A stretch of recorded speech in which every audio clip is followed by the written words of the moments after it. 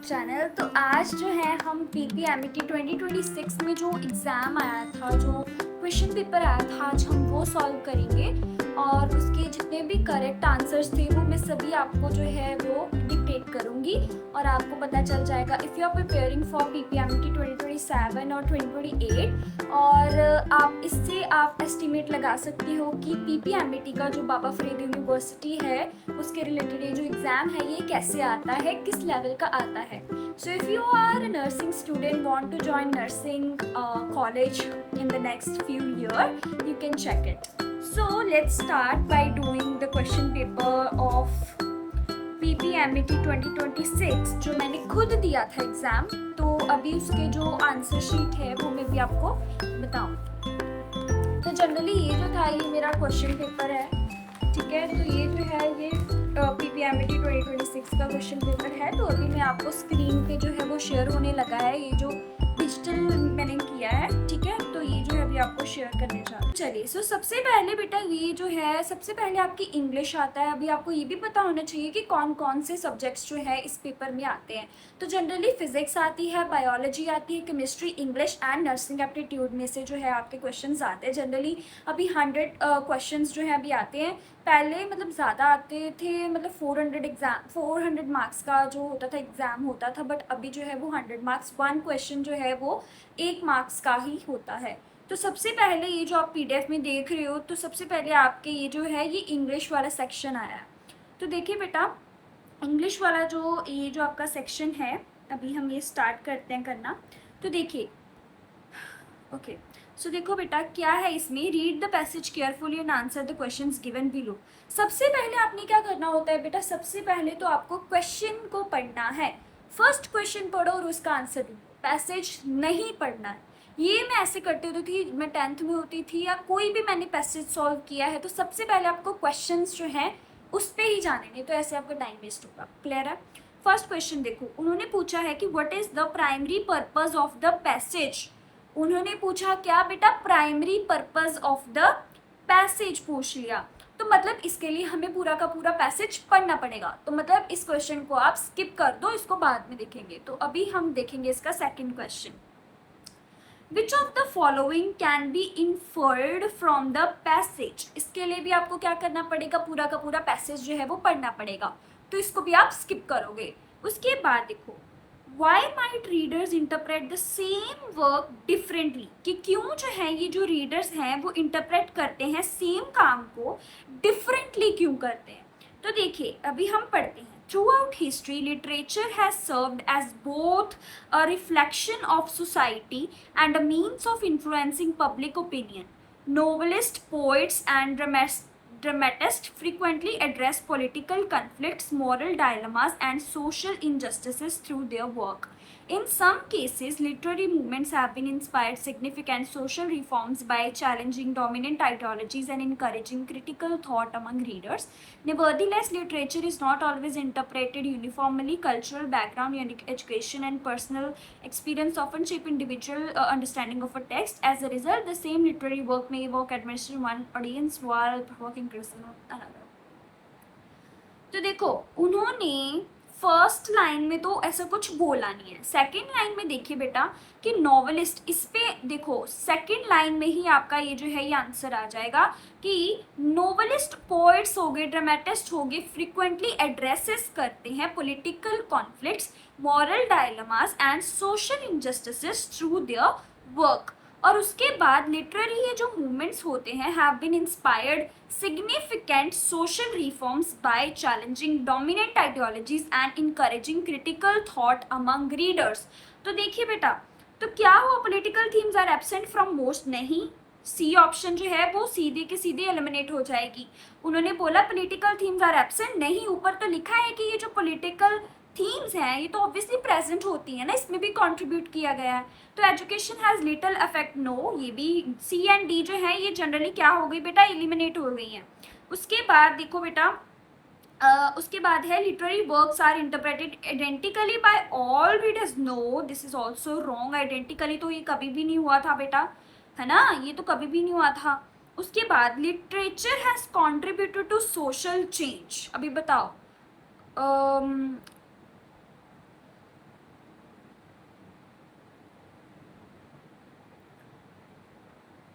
हाँ जी, तो इससे पैसेज से हम क्या निकाल सकते हैं कि जो लिटरेचर है उसने कंट्रीब्यूट करा है सोशल चेंज के लिए। तो इसमें करा है उन्होंने, बताओ सोशल चेंज हुआ। देखो बेटा, literature is not always interpreted uniformly. तो उन्होंने आइडेंटिकली का मतलब क्या होता है बेटा, यूनिफॉर्मली। आइडेंटिकली का मतलब क्या होता है बेटा, यूनिफॉर्मली होता है, यूनिफॉर्मली होता है इसका मतलब। क्लियर है? तो मतलब उन्होंने पूछा, उन्होंने क्या बोला है इस थर्ड लाइन में कि nevertheless literature is not always interpreted uniformly. Not बोला है। तो cultural background, education and personal experience often shape individual understanding of a text. ठीक है, as a result the same literary work may evoke admiration in one audience while provoking criticism in another. तो मतलब वो social change में उन्होंने किया है। ठीक है, तो प्राइमरी पर्पस इसमें अगर उन्होंने बेटा सोशल चेंज जो है उसको कंट्रीब्यूट किया है तो उसका जो प्राइमरी पर्पस होगा पैसेज का, तो वो भी तो यही होगा ना कि influence and interpretation of literature. ये सारा का सारा बेटा, ये जो है ना पैरा का पैरा, ये लिटरेचर पे है। ये किस पे है बेटे, ये लिटरेचर पे है। ये किस पे है, लिटरेचर, लिटरेचर पे है ये। तो अभी उन्होंने मतलब क्या बोला इसमें, ये फर्स्ट टू क्वेश्चंस क्लियर हो गए। साथ ही में अभी तो हमने पढ़ा, हमने मतलब देखो, अगर आप बोर्ड स्टूडेंट हो ना तो आप ये जो पैसेज रीडिंग है ये स्किप कर सकते हो, डायरेक्ट क्वेश्चंस में जो है आप पहुंच सकते हो। बट अगर आप कोई एंट्रेंस एग्जाम दे रहे हो तो इसमें बहुत छोटे छोटे ये जो पैसेजेस हैं ये आते हैं, तो आप रीड भी कर सकते हो, क्योंकि फिर आपके टाइम पे डिपेंड करता है। नहीं तो आप ये इंग्लिश का जो पोर्शन है ये स्किप करके आगे भी जा सकते हो और इसको एंड में कर सकते हो। और मेरा जो एग्ज़ाम था वो 1 आवर में जो था वो कंप्लीट हो गया था, जबकि ये 2 आवर्स का एग्ज़ाम होता है। Clear? Why might readers interpret the same work differently. तो इसका ऑप्शन आएगा बेटा B, because personal and cultural factors affect करते हैं इंटरप्रिटेशन। कहाँ पे ये गिवन है बताओ, पर्सनल एंड कल्चरल फैक्टर्स जो है ये कहाँ पे गिवन है बताओ मुझे, अगर आप ढूंढ सकते हो तो। है बेटा, लास्ट वाली लाइन जो हमने पढ़ा नहीं था, cultural background, education and personal experience often shape individual understanding of a text. ठीक है, पर्सनल एक्सपीरियंस की बात हुई ना, हुई ये ना बेटा, तो that's Y, because personal and cultural factors जो है ये इफेक्ट करते हैं इंटरप्रिटेशन। नेक्स्ट देखो बेटा, फोर्थ वाला जो क्वेश्चन है वो क्या बोलता है कि the passage indicates that literature can challenge dominant ideologies and social beliefs. तो इसका क्या आंसर आएगा, इसका बेटा आएगा option number C is the correct. ठीक है, तो फर्स्ट का जो है इट इज बी, फर्स्ट का ऑप्शन है बी, सेकंड का आएगा बेटे A, then B, then C. ये जो डोमिनेंट वाला है ये जो है ये आपका दिया हुआ है 1 2 3 4 5 6 7 8th लाइन में, तो वहाँ से ये आंसर है। ओके, उसके बाद द वर्ड इवोक, इवोक का मतलब क्या होता है बेटा बताओ। इवोक का मतलब होता है टू क्रिएट और ब्रिंग आउट, मतलब इवोक करना, उसको बाहर लेके आना, उस मुद्दे को बाहर लेके आना, क्रिएट करना, उसको आगे उसका करना बेटा। क्या बोल सकते हो आप कि उसको इवोक करना, उसके बारे में और जानकारी लेना, उसको ब्रिंग आउट करना, मुद्दे को और उसमें क्रिएट करना। ठीक है, next, what is the synonym of vast. तो वास्ट का सिनोनिम क्या है बेटा, इट इज डी, ह्यूज। ये आपको पता है ना क्या है बेटा, ह्यूज आएगा सिनोनिम। ठीक है, तो ये जो है इसका सिनोनिम आएगा बेटा। अभी हम करने जा रहे हैं 7th क्वेश्चन। तो 7th का आंसर है जनरली ए। 7th का जो आंसर है ना बेटा वो कौन सा है, 7th का इज द,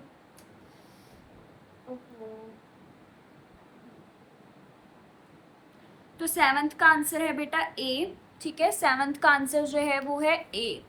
उसके बाद next, choose the antonym of artificial. तो आर्टिफिशियल का क्या आएगा, 8th का नेचुरल आएगा बताओ। यस, तो the answer is artificial natural, D is the correct answer. तो इसमें कुछ टिक मार्क जो है वो रॉन्ग हुए हैं। तो what is the synonym of vast का, इसका आ जाएगा ह्यूज, इसका आ जाएगा बेटा ए, और इसका आ जाएगा बेटा D. And choose the meaning of the idiom, hit the nail on the head, to describe exactly what is causing a situation. ठीक है, तो इसका जो आंसर है बेटा वो आएगा सी ऑप्शन। क्या आएगा बेटा, सी ऑप्शन आएगा। उसके बाद the committee dash divided in its opinion is आएगा, the committee is divided in its opinion, ठीक है, तो इसका क्या आएगा बेटा, सी ऑप्शन आएगा। उसके बाद one of my friend lives in Delhi, अगर आपको इसमें एरर को आइडेंटिफाई करना है तो इसका क्या आएगा बेटा, लिव्स आएगा, ठीक है, तो इसमें जो एरर है वो लिव्स है, क्योंकि वन ऑफ माई फ्रेंड इसका क्या आएगा बेटा, लिव आएगा, तो that's why it's answer is lives, okay. उसके बाद the book was divided into 3 section, D option. Next, no sooner had he arrived when the meeting began, than the meeting began, then the meeting began or while the meeting began. तो बेटे जी इसका answer जो आएगा वो आएगा इसका आएगा no sooner had he arrived than, THAN, than आएगा, B is the correct answer. Choose the word nearest in meaning to meticulous. Meticulous का मतलब होता है बेटा precise, okay? तो मेट्रिकुलस का बेटा मीन होता है केयर, हाँ जी, प्रिसाइज होता है बेटा, क्या होता है बेटा, प्रिसाइज होता है।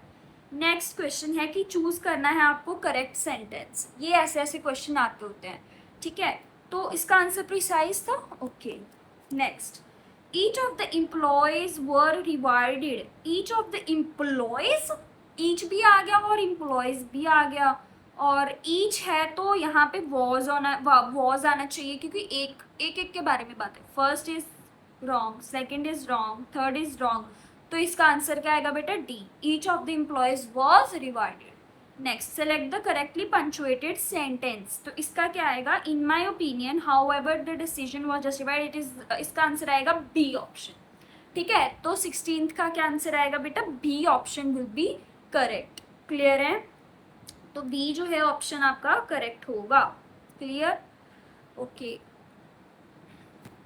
इस वीडियो में टोटल 50 क्वेश्चंस होंगे, जो नेक्स्ट वीडियो आएगी उसमें नेक्स्ट 50 क्वेश्चंस जो है वो मैं आपको करवाऊंगी, ओके। तो नेक्स्ट देखते हैं बेटा, ओके जी, 17th क्वेश्चन पे अभी हम पहुंचे हैं बेटे। Choose the correct passive, active passive voice तो आपने पढ़ी होगी, है ना, तो उसमें क्या होता है बेटा, क्वेश्चन है someone has stolen the confidential files, the confidential files have been stolen, C option is the correct option, तो C option जो है वो आपका आंसर आएगा। उसके बाद despite warned repeatedly, despite warning, despite being warned आएगा, क्या आएगा बेटा, बीइंग वॉन्ड आएगा, तो 18th का क्या आएगा बेटा, सी ऑप्शन।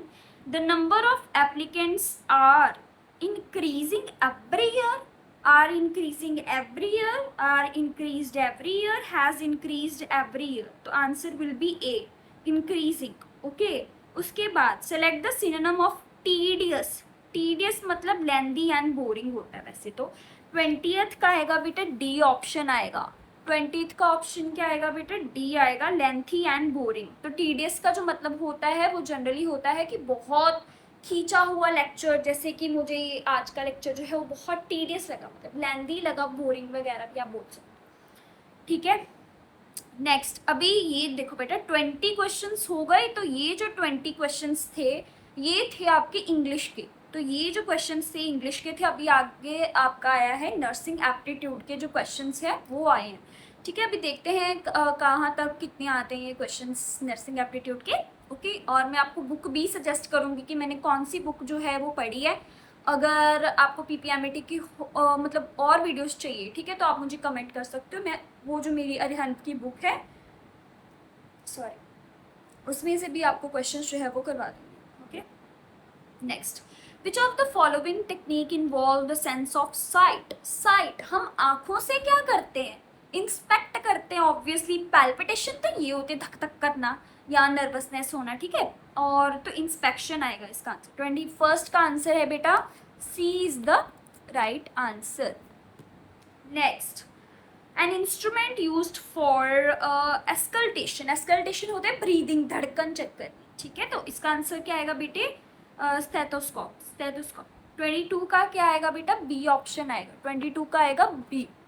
और उसके बाद Which of the following is the most important purpose of hand washing? To prevent the transfer of microorganism, to promote hand circulation, to avoid touching the client. A option is the correct. Next, the nurse must verify the इसका answer ये है. Okay. Next देखो बेटा, the nurse must verify the client's identity before administration of medication. Which of the following is the safest way to identify? Identification ban जो उसको दिया होगा obviously उसमें से तो मतलब मिल सकते हैं है ना. उसके बाद the incubation period of the disease is the time between infection and symptoms. C option is the correct. 25 question आपके डन है. उसके बाद 26 देखो बेटे, इसका सी था. अरे मुझे एक minute. C and A C and C है. हाँ जी. नेक्स्ट देखो, टाइप 2 डायबिटीज़. जो टाइप 2 वाली जो डायबिटीज़ होती है बेटा, ये मेनली एसोसिएट होती है with obesity and sedentary lifestyle. D option is correct. D option is correct. उसके बाद the biohazard symbol indicates the biological hazard materials. The B number is correct. The red cross symbol, जो red cross symbol होता है बेटा, वो कौन सा होता है? Is use to generally dedicate the medical aid and humanitarian assistance. तो इसका आंसर आएगा D option is the correct. ठीक है, डी ऑप्शन जो है बेटा करेक्ट आएगा, इसने गलत लिखा है. उसके बाद geriatric ward is for elderly patients. D is the correct. Radiology department uses which diagnostic tool. तो कौन सा बेटा? रेडियोलॉजी तो ये तो आपको पता ही है बेटा, एक्सरे, सीटी स्कैन, एमआरआई होता है. ए इज द करेक्ट. नेक्स्ट देखो बेटा, 30th का ए है. हाँ जी. उसके बाद देखते हैं next question. When leaving the patient room a nurse should inform patient and ask if. हाँ बिल्कुल सही, बी ऑप्शन इज करेक्ट. उसके बाद देखो, NICU जो है वो किसके लिए स्टैंड होती है बेटा? Neonatal intensive care unit. ये जो बेटा 32th वाला क्वेश्चन है, ये बहुत इंपॉर्टेंट है. जो मैंने बुक पढ़ी थी ना रिहंत वाली, जो मैंने सिर्फ मतलब 20 डेज बस रीड करी है, तो उसमें ये क्वेश्चन जो था वो बहुत टाइम ये जो है रिपीटेड क्वेश्चन है. तो ये जो है आप 2027 के लिए भी आप कर सकते हो. क्लियर है? A good nurse must have. एक जो गुड नर्स है उसको क्या होना चाहिए? Handle situations by avoiding ethical concerns. No. Handle ethical dilemmas in a professional manner. अच्छा. Request regardless. No. Health care according to personal. No. C option is correct. C आएगा बेटा. हाँ जी. Next answer is emotional intelligence in nursing refers to ability to understand manage emotions. या ठीक है, B option is correct. 34th भी आपका done है. नेक्स्ट देखते हैं. ओके, तो नेक्स्ट देखते हैं बेटा.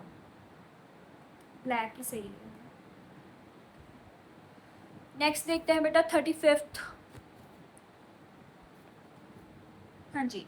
A nurse administering oxygen must ensure appropriate flow rate. Oh sorry. Device selection and S. हाँ सही है बेटा. 35th का आएगा C option. Catheter care is which type of nursing procedure. तो ये जो होता है बेटा, ये जनरली होता है थेराप्यूटिक एंड क्लिनिकल. ठीक है, B option is correct. Which nursing duty is related to rehabilitation. Rehabilitation होता है जैसे फिजियोथेरेपी होती है ना, तो ये जो होते हैं, ये जो एल्डरली जो होते हैं उनके जो मूव जॉइंट्स वगैरह कुछ हो जाते हैं, इन्फ्लेमेशन आ जाती है, तो उसके लिए ये होता है रिहैबिलिटेशन. ठीक है. Functional independent. हाँ जी बिल्कुल सही. 37th का आएगा बेटा डी ऑप्शन. ठीक है जी. 37th का आएगा D option. Infection control practice by nurses include hand hygienic भी होनी चाहिए, एंटीबायोटिक्स भी use, wearing gloves, all standard. D option is correct. 38th का आंसर है बेटा डी. उसके बाद nursing is considered both a science and an art because why. It's answer is it involves applying scientific and compassionate care. A option is correct.